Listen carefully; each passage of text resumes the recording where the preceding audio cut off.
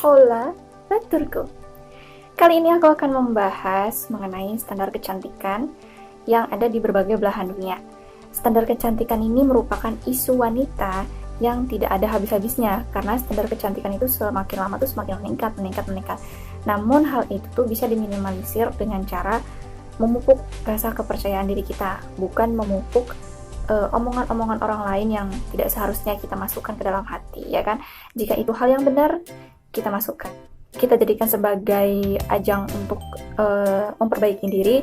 Tapi kalau misalkan masukan-masukan yang menurut kita tuh itu adalah hal yang negatif, ya lebih baik dihindari aja, lebih baik nggak usah dimasukkan ke dalam hati. Ya, kita berjalan aja gitu dengan jalan kita masing-masing.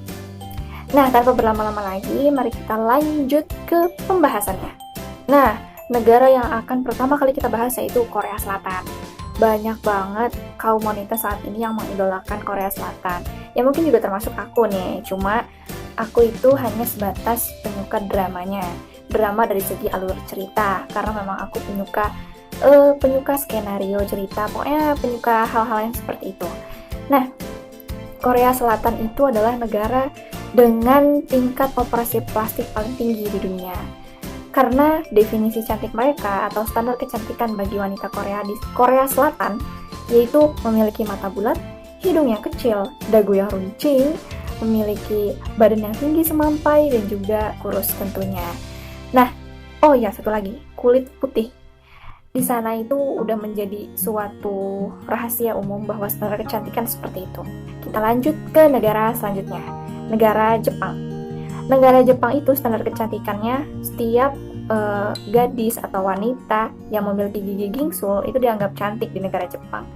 Mengapa demikian? Karena menurut mereka atau di pandangan para lelaki Jepang itu wanita atau gadis yang memiliki gigi gingsul itu imut di pandangan mereka. Tapi menurutku itu tergantung selera. Kebanyakan orang di Indonesia atau wanita di Indonesia malah ingin merapikan giginya supaya tampilannya lebih eye-catching, lebih good looking lagi. Cuma kalau di Jepang mereka malah berlomba-lomba untuk menjadikan gigi mereka itu ada gingsulnya gitu lah. Nah, ini tuh kontras banget gitu dengan Indonesia. Kemudian kita lanjut ke negara Prancis. Nah, standar kecantikan di negara Prancis itu adalah wajahnya yang natural atau tampilannya yang natural, atau mungkin bisa kita bilang lebih ke no makeup look gitu. Nah, karena di negara Prancis sendiri itu lebih terkenal dengan fashion, bukan dengan segi makeupnya yang bold atau yang gimana gitu kan. Nah, mereka lebih menyukai tampilan yang sederhana pada wajah, namun mereka akan sangat fashionable di pakaian mereka, apa yang mereka kenakan. Nah, kita lanjut lagi ke negara Amerika. Negara Amerika, negara yang besar, negara adidaya, negara yang bisa mempengaruhi negara-negara lain. Itu mereka tidak mempunyai standar kecantikan bagi wanita. Karena menurut mereka, setiap orang berhak untuk berekspresi. Setiap orang bebas untuk berekspresi. Mau dia yang mempunyai kulit putih, kulitnya kuning, kulitnya coklat, kulitnya gelap, mau mereka yang mempunyai gigi rapi, gigi tidak rapi, mau mereka yang mempunyai rambut lurus, ikal, keriting, mau suku apapun, mereka bebas berekspresi di sana gitu. Nah, kita lanjut ke yang inti. Di Indonesia sendiri anehnya mereka membuat standar bahwa cantik itu mesti putih, cantik itu mesti tinggi semampai, cantik itu mesti mempunyai hidung yang mancung, cantik itu mesti bla bla bla bla bla dan lain sebagainya, yang menurut saya itu sangat tidak harus dijadikan suatu standar gitu, kecuali pendidikan ada standarnya gitu kan. Kalau masalah kecantikan itu kayaknya tidak ada standarnya. Pertama, karena kecantikan itu tidak akan bisa dinilai karena itu sifatnya relatif ya. Setiap orang punya pandangan yang berbeda gitu. Kemudian yang kedua, dengan adanya standar kecantikan ini memaksa para wanita-wanita untuk mengeluarkan kocek yang lebih banyak ketimbang tidak adanya standar kecantikan gitu. Mereka berlomba-lomba untuk merawat diri mereka tapi secara berlebihan gitu, dan akhirnya menghabiskan isi kantong mereka atau menghabiskan isi kantong suami mereka misalkan. Dan terkadang mereka itu rela untuk membahayakan kesehatan diri mereka sendiri. Misalkan dengan menggunakan krim-krim yang menjanjikan bahwa dalam sekian hari atau dalam sekian minggu itu bisa membuat wajah putih, bisa membuat wajah glowing. Namun hasil yang didapatkan memang instan, tapi efeknya adalah jangka panjang.